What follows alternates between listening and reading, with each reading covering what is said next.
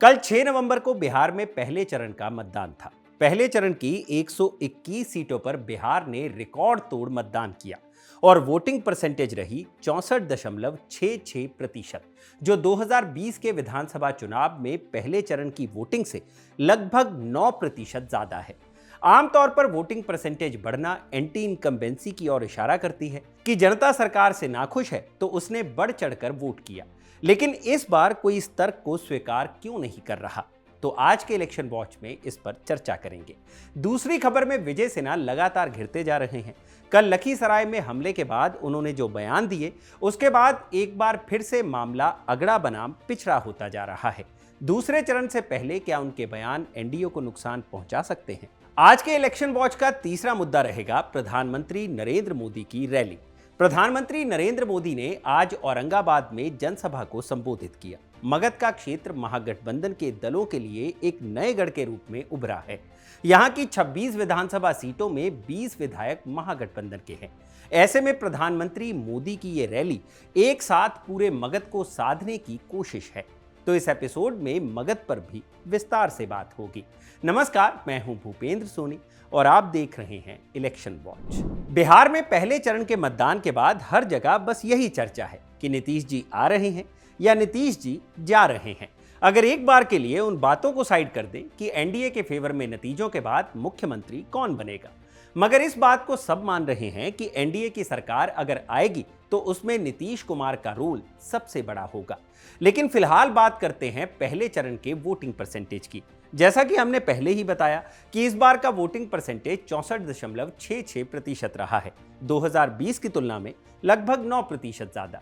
इससे पहले बिहार में सबसे हाईएस्ट वोटिंग परसेंटेज 1998 के लोकसभा चुनाव में रहा था। यह आंकड़ा भी लगभग 64.6% था। नीतीश कुमार के 20 साल के शासन में कभी भी वोटिंग परसेंटेज 60 टच नहीं किया। वहीं विधानसभा चुनावों में सबसे बढ़िया वोटिंग परसेंटेज लालू यादव और राबड़ी देवी के शासनकाल में रहा। नीतीश के दौरान जहां पहले ये कभी 60% भी टच नहीं किया, तो वहीं लालू राबड़ी के दौर में परसेंटेज कभी 60 से नीचे नहीं गया। अब ऐसे में सवाल ये उठ रहे हैं कि एकदम सुस्त दिख रहे चुनाव में जनता ने इस बार इतना बढ़ चढ़कर हिस्सा क्यों लिया। लेकिन सबसे बड़ा सवाल कि क्या ये नीतीश कुमार को कुर्सी से हटाने के लिए है या नीतीश कुमार को कुर्सी पर बैठाए रखने के लिए। जब ये चर्चा है तो चर्चाओं के केंद्र में बिहार की महिला वोटर्स हैं, खासकर जीविका दीदी। बिहार के कुल 3,75,00,000 वोटर्स में से 1,76,00,000 महिला वोटर्स हैं। नीतीश कुमार के मुख्यमंत्री बनने के बाद से चुनाव में इनकी भागीदारी हमेशा पुरुषों से अधिक ही रही। 2010 से शुरू हुआ ये ट्रेंड 2015 और 2020 में भी कंटिन्यू रहा। इससे पहले के चुनावों का वोटिंग पैटर्न देखें तो पुरुषों का वोटिंग परसेंटेज ज्यादा होता था। तो इस फैक्ट को इस तरह से भी लिया गया कि महिलाएं नीतीश कुमार की कोर वोट बैंक है। इस चुनाव में भी वोटिंग परसेंटेज में अप्रत्याशित उछाल के पीछे सबसे बड़ा रोल महिला वोटर्स को ही बताया जा रहा है। खासकर जीविका दीदियों के खाते में भेजे गए 10-10 हजार रुपए ने नीतीश कुमार के प्रति उनकी निष्ठा को और मजबूत किया है। तेजस्वी यादव ने जरूर स्थायी नौकरी देने के नाम पर उन्हें साधने की कोशिश की, लेकिन एक्सपर्ट्स मान रहे हैं कि पहले चरण में महिलाएं और खासकर जीविका दीदी नीतीश कुमार के साथ इंटैक्ट हैं। वरिष्ठ पत्रकार अरविंद शर्मा बताते हैं कि चुनाव के बीच ही महिलाओं को 10-10 हजार रुपए दिए गए। साथ ही एक उम्मीद और सपना भी दिया गया कि अगर फिर से सरकार बनी तो उन्हें व्यवसाय के लिए 2-2 लाख रुपए दिए जाएंगे। साथ ही उन्होंने कहा कि 2020 में जरूर एक एंटी इनकम्बेंसी थी, लेकिन इस चुनाव में ऐसा नहीं दिख रहा। सुनिए उन्होंने क्या कहा। नीतीश कुमार ने 10-10 हजार महिलाओं को दिया, 1,51,00,000 महिलाओं को 10-10 हजार रुपये दिए गए और एक उम्मीद भी दी गई, एक सपना भी दिया गया कि सरकार फिर से बनेगी तो उनको 2 लाख रुपए मिलेंगे अगर अच्छे से उन्होंने व्यवसाय शुरू किया तो इसका भी फर्क पड़ा। महिलाओं का परसेंटेज इस बार बढ़ा है तो इसका भी फर्क पड़ा। दूसरी बात कि एक वोट के दौरान उन्माद होता है। पिछली बार जो था वो नीतीश कुमार को लेकर के बहुत ज़्यादा उत्साह नहीं था लोगों में। 2020 में तो मैं पटना में ही था। मैंने देखा था, महसूस किया था कि नीतीश कुमार को हटाने के लिए भी कुछ लोग लगे हुए थे। मतलब वोटरों का एक खास वर्ग कि नीतीश कुमार को हटा दिया जाए। ऐसे तो भाई जो आरजेडी के समर्थक हैं वो तो हमेशा रहते हैं, लेकिन जो एनडीए के समर्थक थे उनमें भी इस तरह की भावना आ गई थी कि नीतीश कुमार को हट जाना चाहिए अब। लेकिन वो जो नीतीश कुमार के प्रति दुराग्रह था वो इस बार नहीं दिखा। इस बार कहीं से नीतीश कुमार को हटाने, जबकि नीतीश कुमार की तबीयत ही खराब है, सबको पता है, फिर भी पिछली बार की जैसी भावना नहीं दिखी। दूसरा बड़ा कारण एसआईआर को भी माना जा रहा है। एसआईआर के माध्यम से जो एक्सक्लूजन हुए वो भी पिछले चुनावों में वोटर के रूप में गिने जा रहे थे। एसआईआर के माध्यम से 65 लाख से भी ज्यादा वोटर्स के नाम हटाए गए। इनमें से बड़ी संख्या उन लोगों की थी जिनकी या तो मौत हो गई या जिन्होंने माइग्रेट होने के बाद किसी और राज्य में खुद को वोटर के तौर पर रजिस्टर करवा लिया। ऐसे में सक्रिय वोटर्स ज्यादा बच गए, जिसका नतीजा बढ़े हुए वोटिंग परसेंटेज के रूप में दिखा है। वरिष्ठ पत्रकार अरविंद शर्मा या अन्य विशेषज्ञ भी इस पर सहमत दिखते हैं। एक एक वोटर के दो जगह पे, तीन जगह पे नाम था, तो अब उनको काट करके एक जगह कर दिया गया। तो ऐसे कुल 65 लाख मतदाता जो निष्क्रिय रहते थे, जो दूसरे राज्यों में, दूसरे शहरों में जा कर के बस गए हैं और गांव में भी अपना वोट बनाए रखा है, तो उनका नाम कट गया, जो नहीं जाते हैं, तो उससे वोटरों की संख्या घटी और जो वास्तविक मतदाता थे उनका नाम रह गया, जो वाकई वोट करते थे। तो परसेंटेज का फर्क इससे भी आया है। अब आते हैं उप मुख्यमंत्री विजय कुमार सिन्हा पर। कल खबर आई कि लखीसराय के खुरियारी गांव में बूथ कैप्चर कर लिया गया। हालांकि एसपी अजय कुमार ने इस बात से इनकार करते हुए कहा था कि मतदान एकदम शांतिपूर्ण चल रहा था। एसपी ने कहा कि हंगामा तब शुरू हुआ जब विजय कुमार सिन्हा खुरियारी पहुंचे। गांव वालों ने उन्हें घेर कर रोड नहीं तो वोट नहीं का नारा लगाया। इसके बाद उनकी कार पर गोबर और चप्पल फेंके गए। मगर इसके बाद वो जिस तरह से क्रोधित हुए और अपशब्दों का इस्तेमाल किया, राष्ट्रीय जनता दल सहित तमाम विपक्षी पार्टियां उसे शेयर करके उन्हें घेरने का प्रयास कर रहे हैं। खासकर उस बात पर उन्हें निशाना बनाया जा रहा है जिसमें वो किसी से कॉल पर बात करते हुए कहते हैं कि ऐसा बॉडीगार्ड रखने का क्या फायदा जो फायरिंग नहीं कर सकता। जब फायरिंग नहीं कर सकता तो सब बॉडीगार्ड रहने का क्या औचित्य है? ये बॉडीगार्ड रहने का क्या? जो बॉडीगार्ड के देखिए चेहरे पर सारा गोबर और पत्थर फेंके हुए हैं। इतना मनोबल अपराधी का बढ़ा हुआ है। ये हाई वोल्टेज ड्रामा कल रात तक चला। विजय सिन्हा ने राजद के एमएलसी अजय सिंह पर दारू पीकर गाली गलौज करने के आरोप लगाए थे। दोनों की नोकझोंक का वीडियो भी वायरल हुआ था। विजय सिन्हा के आरोपों के बाद अजय सिंह अपना अल्कोहल टेस्ट कराने चले गए, जिसमें यह निकल कर आया कि उन्होंने शराब नहीं पी थी। फिलहाल वो कैमरे पे पुलिस के सामने अपना अल्कोहल टेस्ट दे रहे हैं कि उन्होंने शराब पिया है कि नहीं पिया है। जीरो है। चलिए ये देखिए तस्वीर आपको हम दिखा रहे हैं। ये तस्वीर आपको हम दिखा रहे हैं, ये जीरो आया है। जीरो मतलब यानी कि जो आरोप लगाए और यहाँ सुजीत कुमार क्या रिपोर्ट आया है? जीरो है मतलब अल्कोहल की। अब चलते हैं महागठबंधन के गढ़ मगध। प्रधानमंत्री आज औरंगाबाद में एक जनसभा को संबोधित करने पहुंचे थे। मगध और शाहबाद को राजद और सीपीआई एमएल के नेचुरल अलायंस का गढ़ कहा जाता है। 2020 के विधानसभा चुनावों में यहां से महागठबंधन का स्ट्राइक रेट काफी शानदार रहा था। मगध की 26 विधानसभा सीटों में से 20 पर महागठबंधन का कब्जा है। इससे पहले जब राष्ट्रीय जनता दल और माले अलग अलग लड़ती थी, कई सीटों पर लड़ाई त्रिकोणीय हो जाती थी, क्योंकि माले का कैडर वोट हमेशा से माले को ही पड़ता रहा है। मगर दोनों के साथ आने से ये वोट एकमुश्त महागठबंधन को जाता है। दोनों दल के कैडर से एक दूसरे को वोट ट्रांसफर में भी कोई दिक्कत नजर नहीं आती। मतलब माले ने इन क्षेत्रों में अपनी सक्रियता से महागठबंधन में सबसे ज्यादा वैल्यू ऐड की है। तो आज प्रधानमंत्री नरेंद्र मोदी ने अपनी जनसभा से इन सभी 26 सीटों को साधने की कोशिश की। उन्होंने नरसंहारों के दौर को याद कराते हुए कहा कि जब नीतीश जी की सरकार आई तो ऐसी घटनाएं बंद हो गई।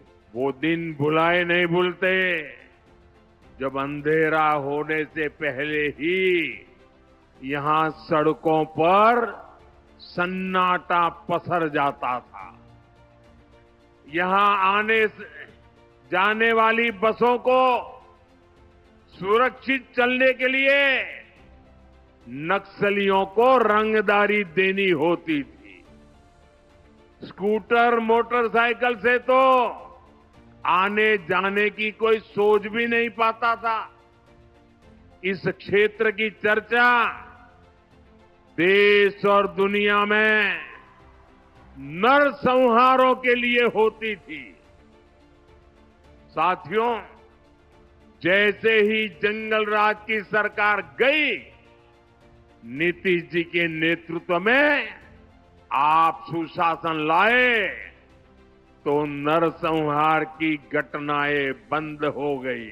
मगध की जिन 2 सीटों की सबसे ज्यादा चर्चा है वो है नवादा का वारसिलीगंज और जहानाबाद।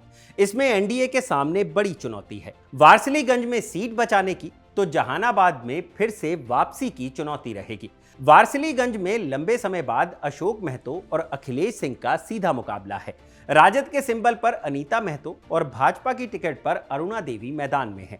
अरुणा देवी यहां से सिटिंग विधायक हैं। 2015 के चुनाव में जब एनडीए की एक सीट मुश्किल से निकल रही थी, तब भी अरुणा देवी यहां से विधायक बनी थी।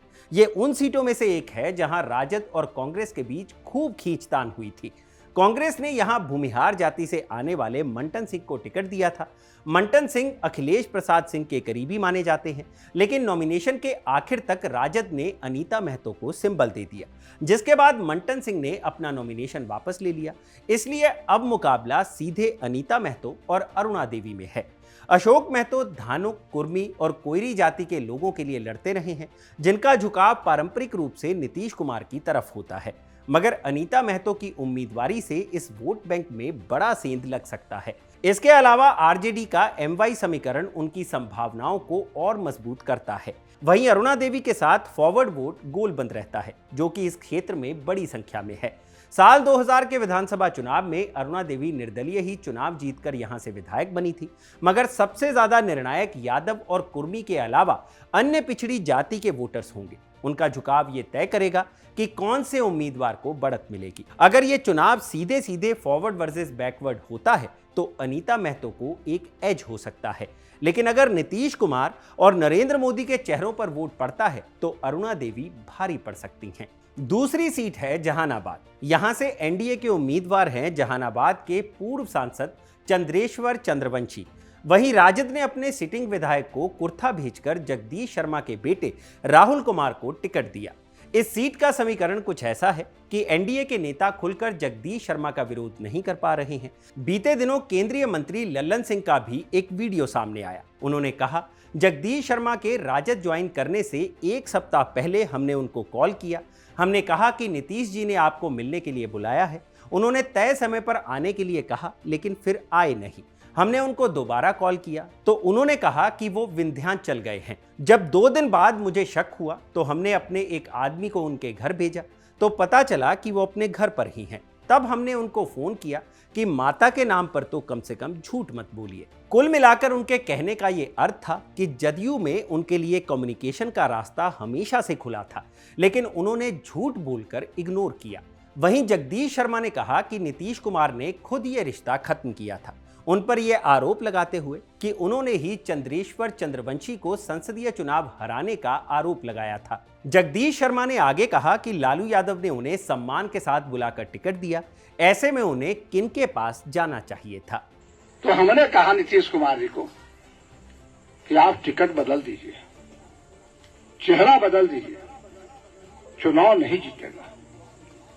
उन्होंने कहा चंद्रवंशी इतना काम किया है जहानाबाद में कि वो तो चुनाव जीते हुए करेगा। हम क्यों काम किया हमको मालूम नहीं, ऐसा माने कहा कि हाँ मालूम नहीं आपको। तब हमने कहा कि देखिए भाई, हम जात पात के आदमी नहीं रहे हैं, कोई जात आज चंद्रवंशी भी गाली दे रहा है उनके नाम पर, लेकिन भूमिहार समाज इस बार चंद्रवंशी को वोट नहीं देगा। नीतीश जी ने क्या जवाब दिया जानते हैं? कहा कि भूमिहार सुरेंद्र यादव के डर से देगा। ये मंदिर है, मैं धर्म को मानता हूं, एक बात गलत नहीं कहूंगा। हमने कहा ओ, सामने मुंह पर विजय चौधरी थे, संजय झा थे, मैं था और मुख्यमंत्री थे। हमने कहा मुख्यमंत्री जी इस बात को आप भूल गए, अगर मगध और शाहाबाद का भूमिहार नहीं होता तो आप इस कुर्सी पर नहीं बैठते। चलिए जिताइए। मैं चला और हमने निर्णय किया कि मैं चुप रहूंगा। चुप रहने की राजनीति, समझिए बात को। हम जांच करेंगे, भला होगा क्या मेरे जात का? सारी जातियां दुश्मन होगी। मैं जब चुनाव हो गया, हार गए चंद्रवंशी, तब मैंने मुख्यमंत्री को फोन लगाया। फोन उठाया, उन्होंने कहा हम मिलने के समय मांगे थे। कहा काहे के लिए मिलेगा, आप तो हराइए दिया। हम के लीजिए, पहले ही हम कह रहे थे कि हारिए जाएगा, अब हार गए तो कह रहे हराइए दिया। कहा ठीक है, आपसे कोई मेरा वास्ता नहीं, मैं क्या करता सो बताइए। राजनीति करना है तो मैं क्या करता। लालू जी ने बुलाया और ये सीट किसका था याद करिए आप। आपका 15 साल से सीट नहीं था, उस सीट पर राहुल को टिकट दिया। जहानाबाद भूमिहार और यादव बहुल विधानसभा क्षेत्र है। राजद से यहां विधायक थे सुदय यादव, जिन्हें इस बार राजद ने कुर्था भेजा है।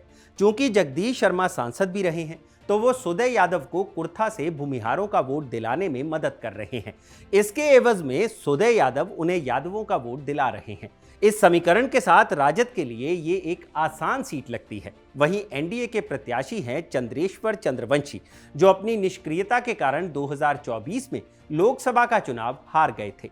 उनकी निर्भरता ज्यादातर अपनी जाति के वोटरों कहार, पासवान और नीतीश कुमार के core vote bank Dhanuk, Koeri और कुर्मी पर रहेगी।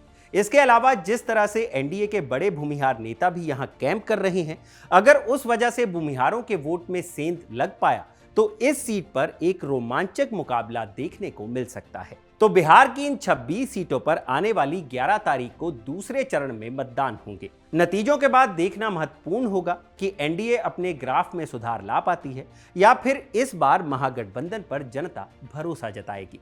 आगे के अपडेट्स के साथ हम आपसे सोमवार को मुलाकात करेंगे। इलेक्शन वॉच के इस एपिसोड को लिखा था ऋषिकेश ने और कैमरे के पीछे रिकॉर्ड किया है मेरे साथी सर्वेश ने। आप देख रहे हैं खबर गांव। शुक्रिया।